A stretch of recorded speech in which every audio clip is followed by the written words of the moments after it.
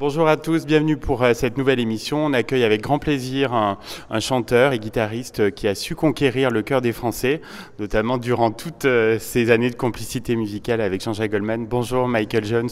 Bonjour.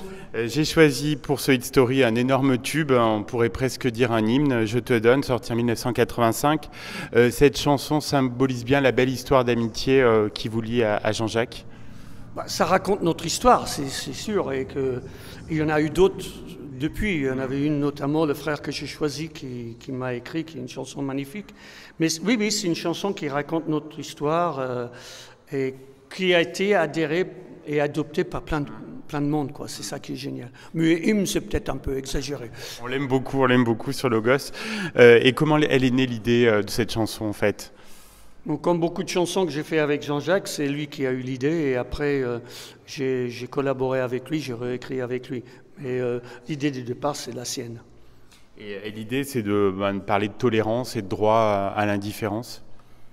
Alors, le but, c'était pas ça. C'est-à-dire que Jean-Jacques a une chanson qui s'appelle Pas l'indifférence, qui parle de ça. Là, c'était surtout le fait de dire que malgré le fait qu'on vient d'horizons totalement différentes, et de pays totalement différents, on pouvait être ensemble, travailler ensemble et avancer ensemble. C'est surtout ça, c'est-à-dire qu'on se donnait nos différences et ça servait à aller plus loin. Vous avez tout de suite vu le potentiel de tube de la chanson ? Oh non, si j'avais su, j'en ferais d'autres. Je crois que notamment la maison de disques n'était pas non plus hyper emballée, si au départ... Le problème, c'est que les maisons de disques avaient un chanteur qui marchait très très bien, et tout d'un coup, il veut faire un duo avec un inconnu. En tout cas, pour eux, un inconnu. Donc évidemment, mais ça a été la même réaction pour Frédéric Coleman Jones, quoique ils avaient déjà l'expérience de Je te donne. Donc voilà. Mais Jean-Jacques a toujours eu des bonnes idées. Quel souvenir vous gardez du clip ? De Je te donne, un très mauvais. J'étais mauvais. C'était la première fois que je faisais un clip. Et donc, essayer de faire vivre une chanson dans l'œil d'une caméra, j'étais pas bon à l'époque. Moi, je me trouve très mauvais. Mais bon, je me trouve toujours très mauvais. Et alors, qu'est-ce que ça représente que cette chanson soit apprise dans les écoles, aux nouvelles générations ? Ça doit faire plaisir. Le fait que ça soit appris dans les écoles, j'en suis fier, quoi. C'est génial. C'est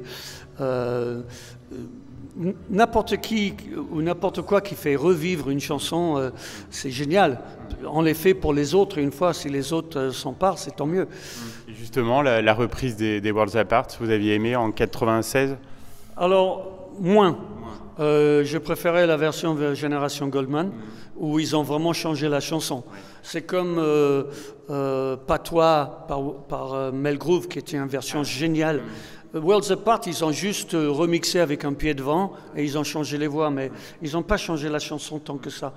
Ils l'ont juste boitisé un peu, mais je préfère quand on change radicalement la chanson.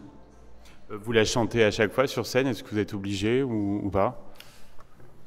Il y a une énorme demande pour cette chanson, mais je la chante avec les gens, c'est les gens qui le chantent avec moi. Donc c'est un partage. Oui, voilà. Justement, la scène, c'est ce que vous préférez, je crois. C'est pas que la scène je préfère, c'est essentiel. J'aime beaucoup le studio, c'est pour ça que j'ai fait mon émission Confiture. Pour pouvoir faire du studio, et en plus on n'avait rien d'autre à faire puisqu'on était confinés. Donc, mais j'ai tellement aimé ça que je continue. Et donc voilà, non, mais pour moi la scène, c'est ma nourriture, quoi. J'ai vraiment besoin de faire ça. Et les disques, je crois que vous avez fait une croix dessus, c'est terminé ? Le disque, c'est terminé. De manière générale. De manière générale. Donc maintenant, on fait du streaming. Donc de temps en temps, on ressort des chansons. On a fait Souviens-toi. Ensuite, il y a eu Patois, version de plein de styles différents. Et il y en aura d'autres comme ça, mais qu'on va publier pour que ce soit gratuit pour les gens. Mais moi, le streaming, je ne vois pas l'intérêt puisque aux artistes, ça ne rapporte rien. Je crois que vous avez un projet d'autobiographie, c'est toujours dans les papiers. Il y a un bio qui sort à la fin du mois, oui, où je raconte un petit peu ma vie. Avec une préface de Jean-Jacques Goldman? Sa surprise. Ah, surprise, d'accord. Dernière question, Michael, quels sont vos projets, vos envies artistiques là, dans les prochains mois? Ah ben là, mes projets dans les prochains mois, c'est bon, finir la tournée déjà, qui va durer jusqu'à la fin du printemps. On a une quatrième confiture qui va sortir à la fin de l'année. Et donc, début de l'année prochaine, on va en enregistrer d'autres. Et il y a d'autres projets pour 2022-2023, pour 2023. Mais je ne peux pas en parler encore. Okay. Bon, on en reparlera sur cette antenne. Un grand merci en tout cas d'avoir joué le jeu de l'émission. Merci beaucoup, à bientôt.